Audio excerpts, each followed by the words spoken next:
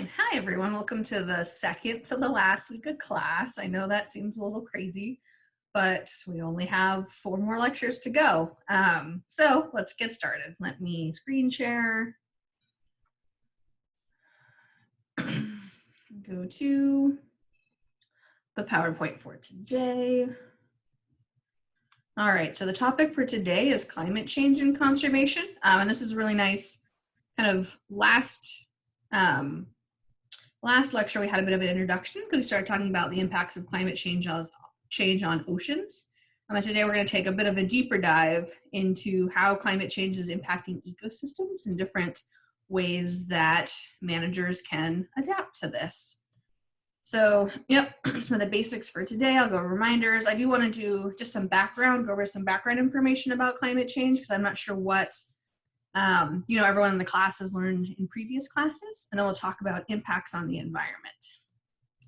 So just a few reminders. The peak time rubric is due today by 2 o'clock class time. We have 3 more lectures after today. We do have 1 more discussion leader, which I believe is on the last day of class. There are those 2 extra credit assignments that are available. There's only a handful of people who've done either one of them, so go ahead and finish those. I believe they're due May 4th, but I'm going to have to look that up. It's on the syllabus, so go ahead and take a look at the syllabus if you want to look at the due dates for that. We do have an online final exam, which will be very similar to the midterm. I'll put together the exam and the study guide by the end of this week. So I can talk about it a little more and we'll have a better idea of what's going to be on the exam. Sorry. Okay, so learning objectives for today. Basically just to be able to describe the basic impacts of climate change on the environment. Discuss and outline specific impacts on plants and animals specifically. We're going to be talking about ecosystems today. Describe some policy solutions and discuss land management solutions.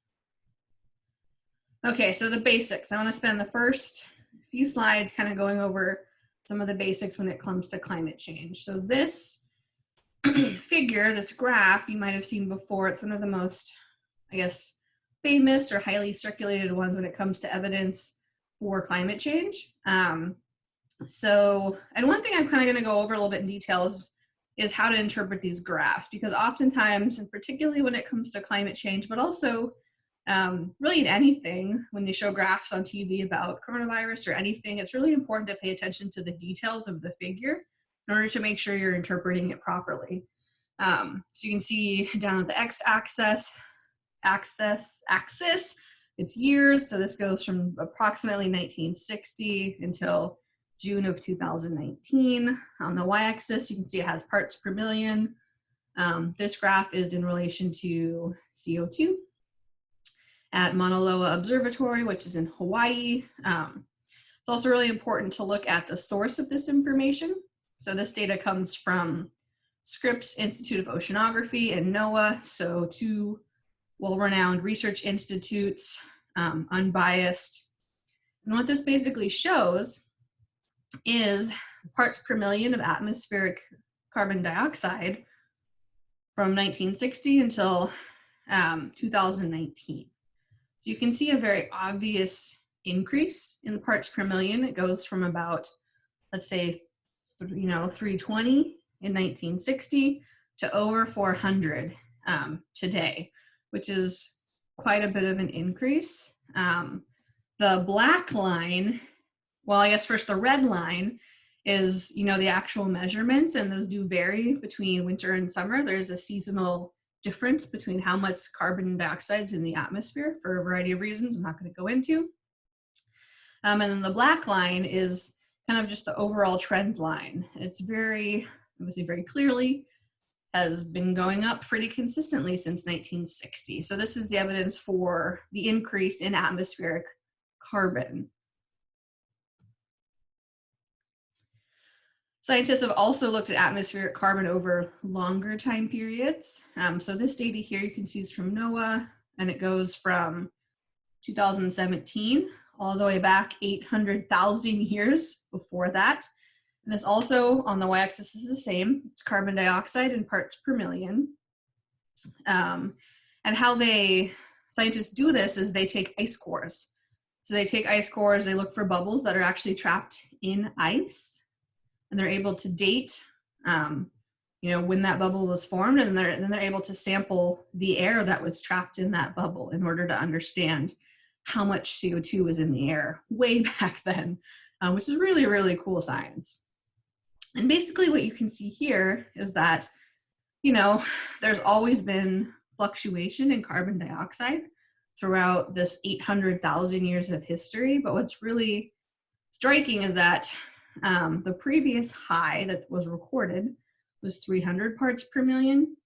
And you can see at the very end of the graph, this, basically straight up line, which shows, the last several decades, last 100 years or so. I'm not sure exactly how long, but you can see it says the average in 2017 was 405 parts per million, which is over 100 parts per million higher than we've seen in the recorded data, which is basically the argument for why this is caused by humans and not just natural variation in the amounts of CO2 in the atmosphere.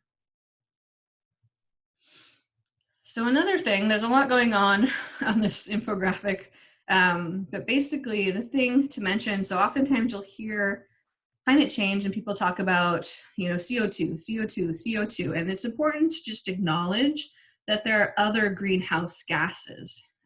So CO2 is not the only greenhouse gas which is causing the warming of the planet.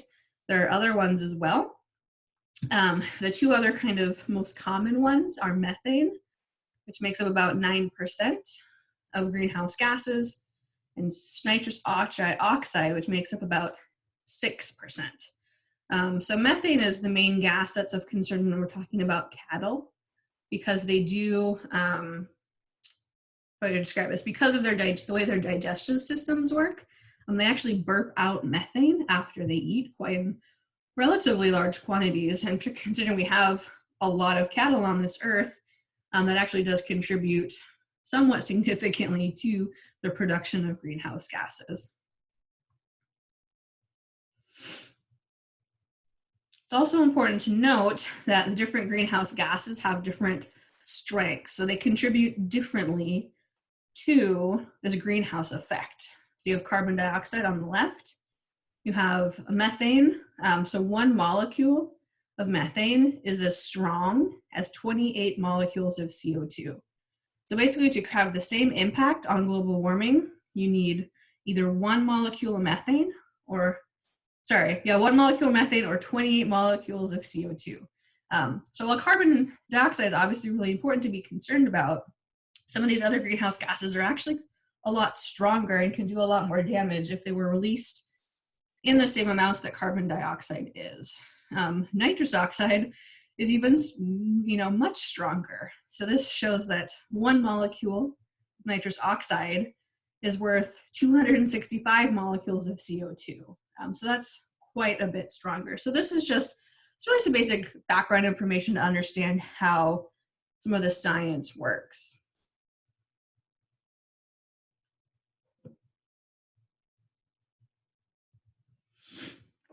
So here we have temperature. So some of the major impacts. The most major impact of climate change is a rise in global temperatures. So this, once again, the data is from NOAA, NASA, and goes back to 1880, all the way up to 2020, basically, looks like almost. And it has the global, on the y-axis is the global temperature anomaly from pre-industrial. So they've set, and it doesn't say on this graph exactly how they did it, but they've set a baseline at pre-industrial. So probably 1880 and back for a few decades as the baseline.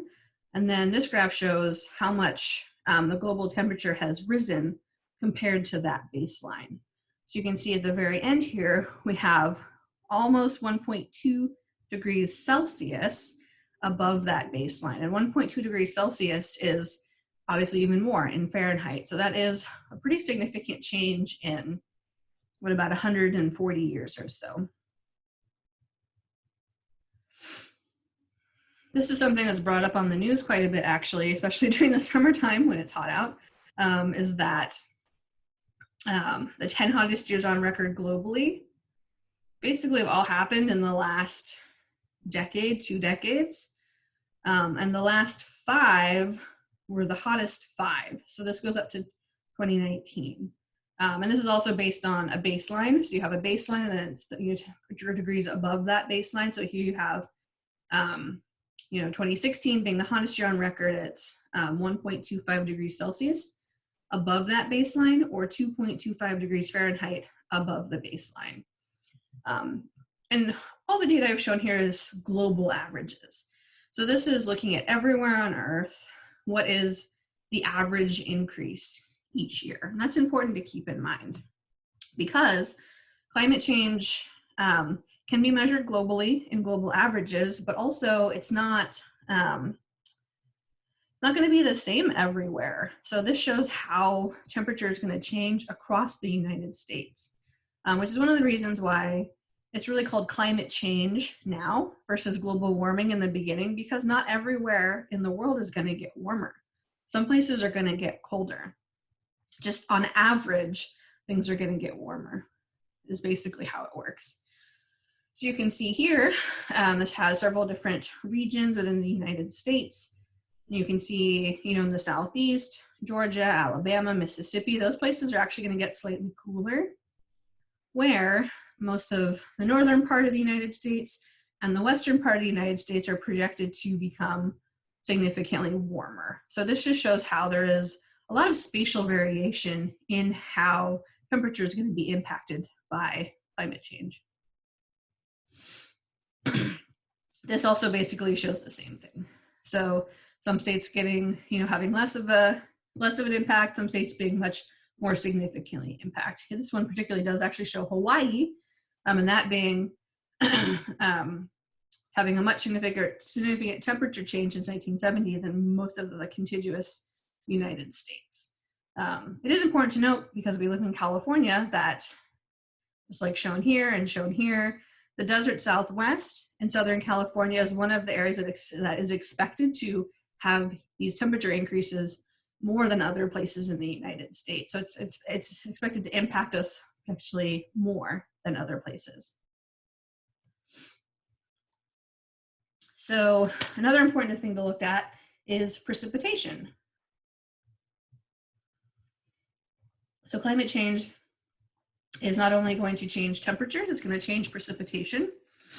So here on the left, this shows just the annual average precipitation. Pretty starkly, the eastern part of the United States receives a lot more rain than the western, although you do have, the Pacific Northwest receiving a lot of rain as well. But in Southern California and in the desert, you have very, very low rainfall amounts. So these are areas that already receive, less than 5 inches a year, up to 10 potentially. And San Diego does fall into that category. So here on the right, this shows a projected change. So you can see, let me move my little face, 2025, 2050, 2075, and 2100, I guess. These are projections based on climate modeling. So you have the reference, which is basically if, business as usual, if we keep increasing, the greenhouse gases in the atmosphere as we have been, this is what's expected. Where if we actually do some mitigation and decrease the amount, then this is what's expected. In both scenarios, really the West Coast and the Southwest is supposed to get far less precipitation, and the middle of the country and the East Coast will get more precipitation than they currently have. So that's going to impact both of these different areas, right? California is going to get much, much, much drier, where places in the Midwest, like Kansas, South Dakota, are going to get much wetter. Once again, there's a lot of science behind this that explains it. If this is something you're really interested in, actually, Geography offers several classes that look at climate modeling more specifically. So if this is something that you really want to dive into a bit more, go ahead and look out for some of those geography classes, which focus on the science behind all of this and explain how all of this works. Today, we're just doing a little basic overview. All right, so now I've got some basics about, how the impact that climate change is expected to have on temperatures and precipitation.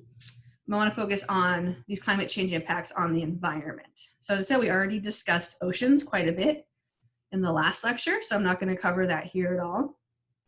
Today, I really want to focus more on ecosystems, which basically means animals and plants, and how they're impacted by these changes in temperature and changes in precipitation. So how does climate change impact plants and animals? So it's really all about temperature and precipitation, which is why I was showing those graphs. And particularly, certain species of plants and animals can only tolerate living in certain temperatures and certain precipitation ranges. So there are certain temperature ranges that are ideal, and there are certain temperature ranges that are not ideal, but still survivable. And I'll explain that in a little bit more detail. But that's basically some of the major impacts. Also, it is important to look at not just the daytime high, but to look at daytime and nighttime highs and lows. Because, the lows still impact, the range still have an impact on the animal and the animals or plants physiology. So it's not just about, the high was this, it's about what's the range in temperature that ecosystem has. Precipitation is also important, particularly with plants who may have a certain precipitation range that they need in order to function properly and to function the most efficiently. Then according to one of the readings for today, 89% of changes that are being seen in ecosystems are consistent with a response to climate change. And what I really want to drive home today is that the things we're going to talk about right now are not things that are projected to happen in the future. They are things that are happening now and things that have been recorded now by scientists. So this isn't, this is supposed to happen in 100 years. These are things that are happening currently. They've been recorded by scientists. So it's really quite strong evidence for how climate change has already impacted our planet. So in talking about temperatures, I said this graph kind of explains it. So here you have this one species of fish, for example, as they're showing, and you have an optimum temperature range. And in that range, the species are doing well, their bodies function properly. So you're going to have, that's where most of the organisms are going to live. As you get to either the low side of the temperature range or the high side of the temperature range, you still might find a few animals, a few organisms, but because their bodies don't function as efficiently or as well, there are going to be fewer of them. And then eventually you do hit like a limit of tolerance where, that in this case, that fish can no longer live there anymore. And this range varies species to species. There are some species like humans, for example, we're generalists. We can live in a really wide variety of different climates, different temperatures, different precipitation levels. There are other animals that are generalists, but there are a lot of animals that are not. And they need a very specific kind of temperature range in order to survive, because that's what they've adapted to and that's what they've evolved to live in. So it's really those species, those specific species that need a very specific range that are at kind of the top of the list as far as being threatened by climate change, because they're not going to be able to deal with much of a change in temperature where the generalist species will.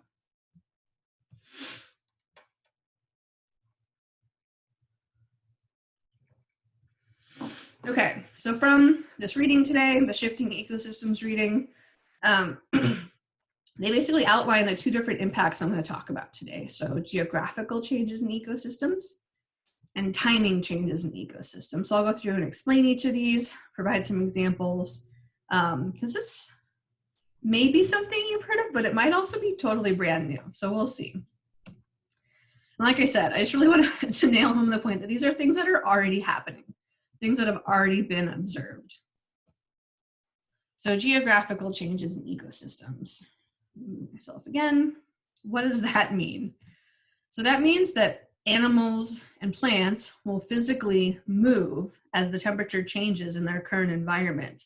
So what that often means is shifting towards the poles or towards higher elevations. So animals in the US, for example, would move farther, animals and plants, sorry, I keep saying animals, will move farther north because that's where their ideal temperature range has moved. It's getting warmer farther north, so then they can move farther north. And then the same goes with higher elevations. So you have animals that originally lived at a certain elevation on, say, a mountain range. They're going to be able to now survive higher up because of the changes in temperature. So this is what it means by geographical changes. So ecosystems are physically moving, and species within ecosystems are physically moving because of these temperature changes. So they said the lower elevations, species from lower elevations may expand their range towards higher elevations because they can now tolerate winters there. They can live in places where they couldn't tolerate the temperature before. So this obviously doesn't impact all species the same. Species that are able to move easily, can disperse easily, will be able to migrate more easily than some. So for example, birds. Birds are highly mobile. They can very easily move and nest in different places based on temperature. Other species that are less mobile, things like trees, where it's going to take decades and decades and decades for the trees to kind of expand their range farther up a mountain or farther north. So this is going to be a lot harder for some species to cope with and easier for others. And the main consequence, one of the main consequences, this can lead to ecosystem mismatches in which species move into a new area and no longer has its usual food sources or faces different predators. So let's say a bird moves further north, but the trees that it typically nests in haven't. It'll now have to adapt, right? It's now going to have to find a new tree species to nest in, or it won't survive. So this kind of creates those mismatches as different parts of the ecosystem have different abilities to move. Migration is also often not possible due to a lot of reasons, say habitat fragmentation, there's a big city in the way, or often natural barriers like rivers. Not all species can easily cross rivers or mountains. So this is a real, while I said some species can and are moving, other species will not be able to, and that's really the danger. So what happens to those species? Are they going to go extinct? Are they going to only live in these small little areas that they can still stand? What's going to happen? So here's an example of shifting towards the poles, or two different examples. So going north, the picture on the left is from the Arctic. You can see in 1962, there were a few trees, not a lot of bigger trees, where in 2004, in the same spot, there are a lot more trees because the Arctic had warmed up. That location had warmed up. They're now allowing trees to do better there. So there are more than there used to be. So you can see the ecosystem looks somewhat different in 1962 than it does in 2004. And this is why I say this is something that's already happening, because you can see the evidence right here. The same is true on the right. These are birds, and it compares the light blue dot is where that bird species nested in the winter of 1966, 1967.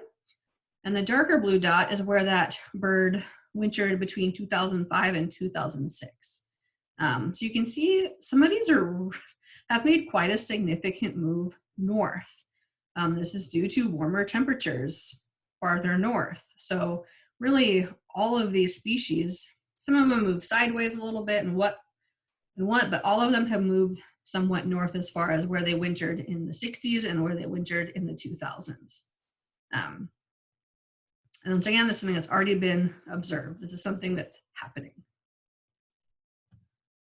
So another example, this is actually forests, and this is a projected.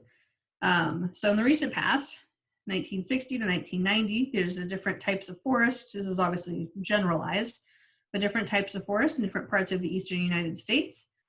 And then the map on the right is projected where these forests where they will be able to survive. So you can see quite a bit of change as far as some types of forests not being on the map at all, and others expanding their territory, others moving their territory. This is all projected, so this is, who knows if this is actually what will happen, or if these forests will be able to move. That's a different question, but you can see based on the projected temperature changes, the projected forest types has also changed pretty significantly.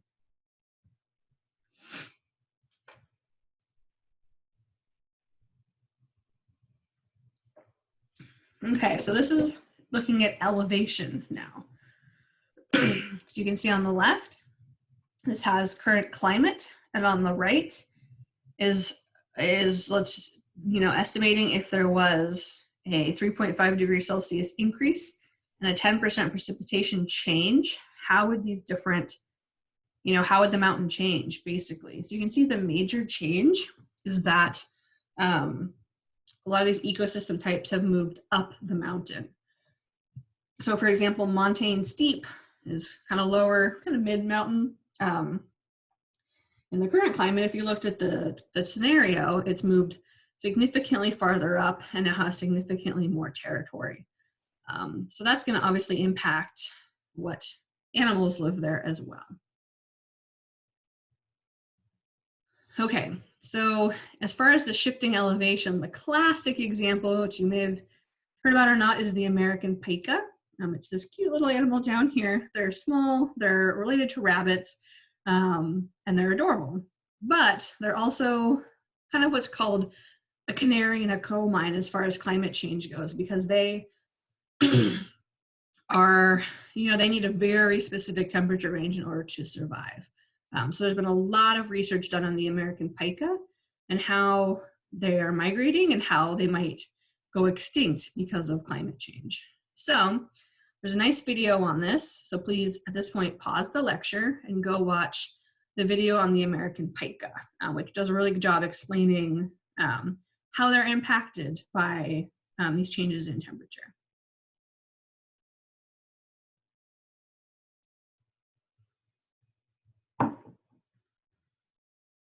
All right, welcome back. Just to reflect after watching that video, some in-class writing. This will go towards your participation activity for today. But based on what you learned in the video, or maybe what you've read somewhere else, why is the pika vulnerable to the impacts of climate change? And particularly explain how they're sensitive to changes not only in heat, but also in cold. Why are they sensitive to both of those extremes? So go ahead, pause this video again, take a few minutes and go ahead and write that up. And that will be something that you turn in your discussion board on Blackboard.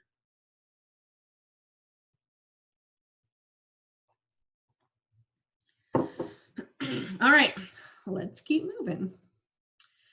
Okay, so the first thing we were talking about was geographical changes in ecosystems. So the second piece is timing changes in ecosystems. So what does that mean? That really has everything to do with phenology. So we're gonna get a little bit down in the weeds. This lecture today is a little bit more science focused, I guess, than some of them.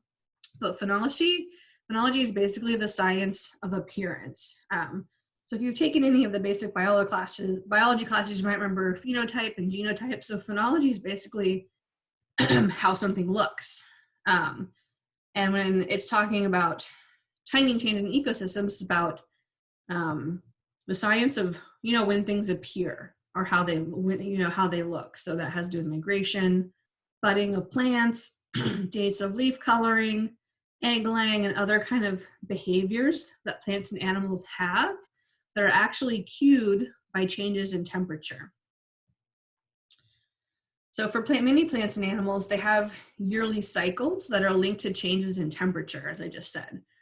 So having a warming climate means that these phases of their cycles are triggered differently than they were in the past. They're triggered earlier in the spring or later in the fall. So a really common example is that flowers may bloom earlier in the spring than they used to because it's getting warmer earlier than it used to. Once again, this is something that's already been observed and documented. This is already happening. So this video does a really good job of kind of explaining that in a little bit more detail and providing some examples. It has some cheesy animations, and the narrator, her voice is a little bit weird, but go ahead and pause and watch this video more on phenology.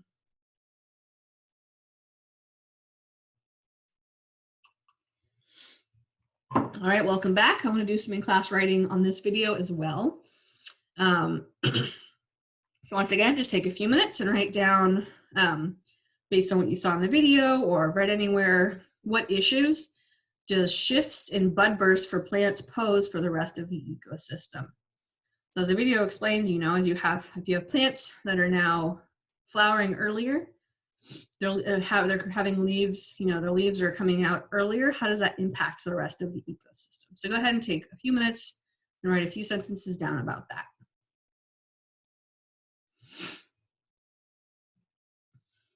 Okay, so I just want to talk about one project that if this is something you're really interested in, these changes in budburst, something you get involved in, it's called Project Budburst out of the Chicago Botanic Garden. It's a citizen science project and allows citizens to actually document when things are budding, which is really helpful as far as creating more of a complete, larger scale databases as far as when animal and plant behavior is changing. So if that's something that you're interested in, I encourage you to go to their website, take a look at Project Budburst. It's a way to get involved in kind of tracking how climate change is actually impacting the behavior of plants and animals.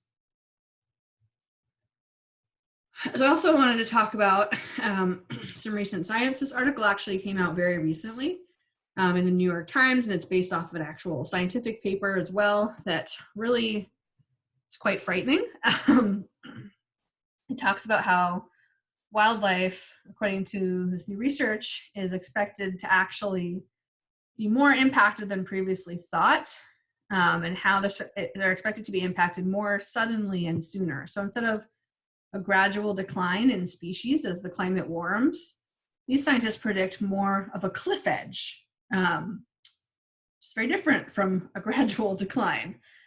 So the actual scientific article, the projected timing of abrupt ecological disruption from climate change, came out in the journal Nature, which is one of the top rated environmental journals that exist on the planet. And it, like I said, it basically says that climate change could have a more abrupt impact than previously thought. And that sorry, this is really depressing, that large swaths of ecosystems could falter in waves. And it really focuses on these cliff edges that exist in ecosystems. So once that ecosystem hits a certain temperature, or once the temperature range hits a certain range, a large percentage of plants and animals within that ecosystem are going to be severely impacted. So in their study, they looked at 30,000 different species on land and water, and basically looked at what's the hottest temperature that species, sorry for the typos here, is known to have withstood. So, you know, this tree, what's the hottest temperature they can stand? This fish, what's the hottest temperature they can stand? And then what they did is predicted when that ecosystem would surpass that temperature. So looking at, combining data on what temperatures can these species survive with what's the projected temperature supposed to be in that ecosystem. And according to this, a lot of tropical forests particularly will start to collapse, unfortunately, in the near future, in 2040s. So here's maybe a better explanation. Here's some graphs. There's kind of a lot going on here, but if you look at this bigger graph on the left, it shows the historical temperatures up to a certain point, and then what are the projected temperatures based on these different climate scenarios. Basically what it says, and then you have, this black line. So this black line is basically the number of species, yes, the percentage of species that that are exposed and that are not going to be able to survive anymore in this temperature range. So as you have the climate warming, you can see, you know, some species start to die off perhaps, and then all of a sudden you have one big jump. And then really here it predicts for the Kisses and the Cayman Islands, you can see, in 1974, it predicts a huge, basically die-off of plant and animal species as this temperature reaches a certain number that now 57% of the species can no longer function effectively and survive anymore. So that's why they're talking about these cliff edges instead of a gradual decline, because it basically says in this ecosystem, you hit the temperature and it's going to severely impact a lot of animals and plants. So that's basically what these smaller graphs say here as well, just for some different ecosystems. Amazon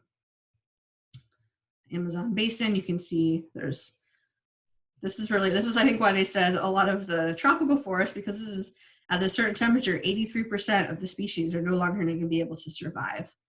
Congo basin, the Gobi Desert doesn't look quite as drastic. Coral Triangle also looks quite drastic at 88%.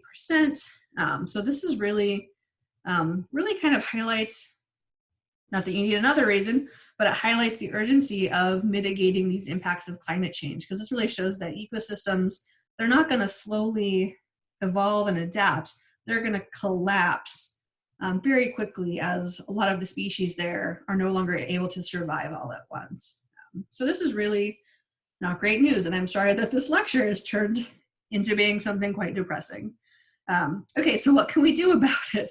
Some positive notes. So we already spent time in the last lecture talking about the IPCC, which is the scientific body that looks at all the scientific evidence for climate change and the impacts of climate change. And then we did talk about the UNFCCC, which is more of the policy creating body, so trying to set limits for greenhouse gas emissions all over the world. So I already talked about that a bit. I'm not going to repeat that, but I do want to talk about what, those are really big picture things, and I want to talk about what an actual land manager can do. So let's say you work with the U.S. Forest Service. You manage a forest. What can you actually do when you know that your ecosystem is being impacted, that's going to continue to be impacted? What can you do? What can you do about it? And this is actually from very recent research that just came out from a colleague of mine. It's not even published yet, so I'm not going to get too far into some of the details, but she basically proposes there are 4 different things that land managers are doing already. Range from doing nothing, resistance, resilience, and transformation. And I'm going to explain what each of those mean. So nothing, that's probably actually the most obvious one. That is basically take no action, let nature take its course. So your ecosystem's changing, it's going to keep changing. You're just going to let it keep evolving. You do no interventions, no management to assist with anything. Assist with migration, also no changing of your forest boundaries. As the forest moves, your forest boundaries stay the same. You do nothing. There are obviously some benefits of this approach as far as, it doesn't cost money, it doesn't take extra labor, and kind of the idea of letting nature be nature and let it take its own course. So which of these 4 different pathways you might take is also going to depend a lot on how you value nature and what you see as your role in ecosystems and in managing those ecosystems, which is going to change from person to person, as we've talked about how values impact your view on the environment quite a bit.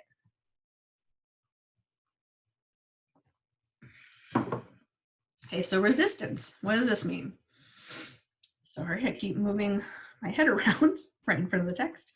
So this is basically actions that attempt to stop or halt landscape changes and maintain historic and current ranges, species, and ecosystems. This is saying you're going to resist the impacts of climate change. You want to keep your forest how it is today. You don't want it to change. You want the ecosystem to stay the same. You're going to resist the impacts of climate change.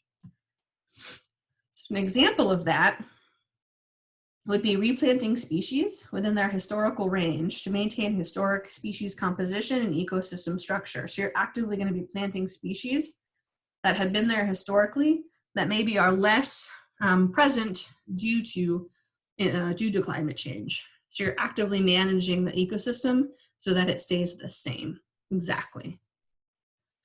Some of the advantages these are obviously not comprehensive at all, but some advantages: you maintain the current landscape, you maintain the same species, ecosystem functions the same as it has currently. However, some disadvantages, things like replanting species and doing this kind of active management is labor intensive, it costs money, perhaps these historical ranges are no longer possible. Maybe the temperature has changed so much that you can't replant species because they will just die, they're not going to live. Invasive species management is also a problem as the temperature changes. While you might be trying to maintain the same type of forest, you might have, say, as an example, the bark beetle comes in, it can now live in your forest, and it causes a lot of other problems as far as killing trees. I also do need a large area. This is project-based, so you can't have a whole country, it's hard to have a whole country or a whole region say, we're gonna replant these species. This is really based on something that one manager or one forest agrees to do. And it's difficult to do across an entire ecosystem, which can be large. So that's resistance. So resilience.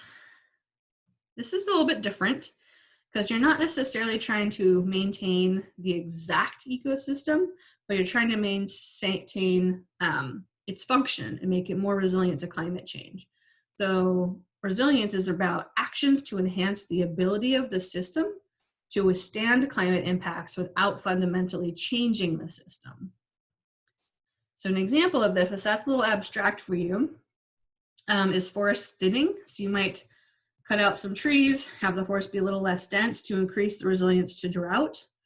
That means there's fewer trees there, that more trees will be able to survive a drought, whereas if there was a lot of trees, there wouldn't be enough water for all of them. Something like rock dams to improve water infiltration and recharge the springs. So these are you're not resisting, you are actually managing the environment to deal with these changes better than it would if you hadn't managed it that way. Advantages, resilience to natural hazards, while you still kind of maintain some of the basic composition and functioning of the ecosystem. And a lot of the disadvantages are the same as far as resistance. It's labor intensive, costs money, you need large areas, and it's really difficult to do over an entire ecosystem. So the last possible route that land managers can go, and that they are going, is transformation. So you have your national forest, and you take actions that are intended to assist with the transformation. So you know that your ecosystem is changing completely. Instead of resisting that or building resilience to that, you actually help the ecosystem change more easily. So what does that mean? An example is actually physically moving wildlife species to higher elevations where current and future conditions might be more favorable. So you're actively moving species within the landscape, or reseeding, a landscape with species from ecosystems that are warmer and drier. So this is very active management. You're actually moving species, you're planting species that are going to be better suited to the current environment as opposed to the historical environment. So one big advantage of this is that it actually works with the impacts of climate change, not against. It acknowledges that change is happening and says, okay, if this is how it's going to be, then our forces will change and we're going to help it change. Basically some of the same disadvantages with the other options: labor intensive, money, it can be difficult to do, and change in ecosystem structure and function can obviously have impacts on protection and extinction. So that might mean some of the species in your forests go extinct because that's the direction that they're going. They can't survive in the current environment anymore. the current temperature. So that can have, some negative conservation impacts potentially. So an example of transformation is this assisted migration. I don't know where to put my face, I'll just leave it up here. So this is something that some land managers are already doing, although it's very new still.